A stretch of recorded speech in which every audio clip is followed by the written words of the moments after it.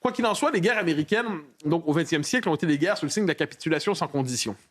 La comparaison que je ferai néanmoins dans les circonstances, c'est la guerre du Golfe 1, donc 91, et celle-là. La guerre du Golfe 1, c'est la guerre américaine qui permet, au début d'un nouveau cycle historique, d'affirmer l'hégémone américain, la souveraineté planétaire américaine, le fait qu'ils sont capables de faire une opération militaire en fonction de leurs intérêts, et le monde les suit. Il ne faut pas l'oublier.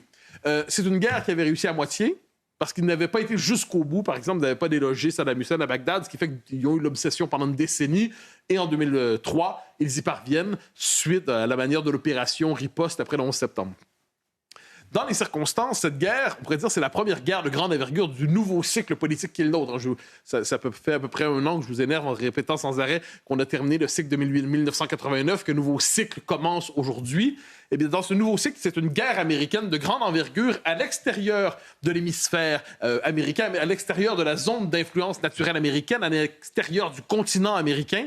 Et les Américains vont donc là où se frottent les empires, là où se croisent les empires, avec une puissance régionale qui n'est pas un État croupion, avec cette idée qu'ils sont désormais capables d'imposer leur volonté là-bas.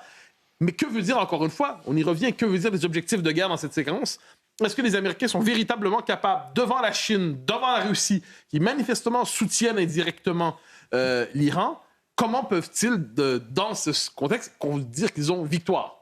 Je pense que ça nous ramène à la question des objectifs, ça nous ramène au point d'interrogation qui entoure cette opération. Il n'en demeure pas moins que c'est une guerre impériale classique. Le mot impérial pas au sens négatif ou positif, c'est-à-dire c'est un empire qui défend ses intérêts dans une région du monde pour étendre en fait son aire d'influence naturelle. Et ça, on verra si ça fonctionne bien dans les circonstances. Il y a une formule assez vulgaire, mais qui peut-être prend tout son sens, notamment dans ce conflit, c'est, vous savez, on parle d'un pays qui fait le sale boulot pour tout le monde. Et est-ce que c'est le cas aujourd'hui? Est-ce que vous avez la sensation que les États-Unis et Israël font ce que auraient aimé faire peut-être d'autres pays occidentaux, et ça rejoint votre dernière question. Quel clivage cette guerre révèle-t-elle au cœur des sociétés occidentales et même au sein de la société américaine, mais d'abord sur les sociétés occidentales? Certains considèrent assurément que les Américains font le sale boulot en ce moment. D'autres ont peut-être une autre lecture des choses. C'est-à-dire, je le dis de manière descriptive, encore une fois, il ne s'agit pas aujourd'hui de faire le cheerleader d'un côté ou de l'autre. Il s'agit simplement de constater que les Américains, eux, ont l'impression de mener une guerre nécessaire, qu'Israël mène une guerre existentielle. On distinguera les deux concepts. Dans le cas, cela dit, des autres sociétés occidentales, plusieurs ont l'impression qu'on crée les conditions d'un conflit global. En une semaine, on est passé d'une guerre avec l'Iran à une guerre qui touche l'ensemble de la région, à une guerre qui implique indirectement potentiellement la Russie et la Chine. Il ne faut pas toujours tout ramener à 1914, mais il ne faut jamais oublier 1914. 1914, c'est le propre de l'engrenage. Un conflit qui commence quelque part, qui peut se généraliser ensuite. Je ne crois pas que nous y sommes, mais je crois que plusieurs, vous posez la question... En Occident, plusieurs ont la crainte, autrement dit, de hubris américain, d'une démesure américaine, du geste de trop de l'Empire américain. Mais d'autres, vous avez raison, disent c'est un régime qui est une tumeur dans la région, c'est un régime qui déstabilise tout, c'est un régime qui porte en lui la possibilité d'un conflit global, et l'éradiquer ne fera pleurer personne. Qui pleurera la fin des gardiens de la Révolution si on y arrive? Qui pleurera la fin de ce régime si on y arrive? Cela dit, dans la société américaine, c'est compliqué. C'est compliqué en ce moment parce que vous remarquerez la réaction de beaucoup d'Américains qui ne souhaitaient pas cette guerre. Trump l'amène malgré son peuple en ce moment. S'il l'emporte, s'il crie victoire, si les Américains considèrent qu'il a raison de crier victoire, ça peut être pour lui un immense triomphe.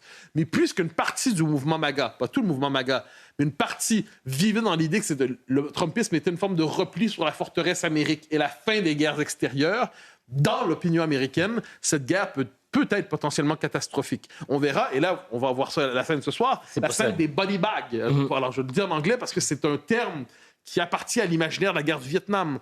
Que faire avec ces corps de soldats américains qui arrivent, donc des soldats qui meurent, encore une fois, très loin de chez eux pour une guerre qu'ils ne comprennent pas nécessairement? Je pense que la scène du body bag, si elle se répète trop souvent, elle peut faire du mal à Donald Trump. Mais pour l'instant, il les présente avec raison comme des héros américains qui ont sacrifié leur vie pour leur pays. Mais voyons, cela dit, quelle sera la suite. Est-ce que le body bag à répétition peut abîmer cette présidence qui, par ailleurs, est déjà fragilisée? Des héros éternels, c'est la formule employée par Donald Trump cet après-midi. Est-ce que ces fameux body bags, c'est la formule que vous avez employée, ces corps qui sont rapatriés, peut avoir aussi un effet drapeau à travers la population américaine qui considère que peut-être l'Iran, c'est très loin, trop loin pour être concerné par ce conflit, mais le patriotisme américain fait que lorsque vous avez des soldats qui tombent sur le front, qui tombent même sur un sol étranger, eh bien ça réveille un instinct encore un peu plus patriotique. Ça peut être le cas, c'est tout à fait possible, mais donc il y a la fierté pour l'homme mort pour son pays. Mais il y a aussi quelquefois l'autre petite musique qui existe, qui est mort pour quoi? Mort pour rien. On ne sait pas. C'est pour ça que là-dessus, je pense que l'analyse doit se faire avec beaucoup d'hésitation pour ne pas plaquer nos préférences sur nos analyses, ce qui est quelquefois le travers, je crois, de certains analystes enthousiastes.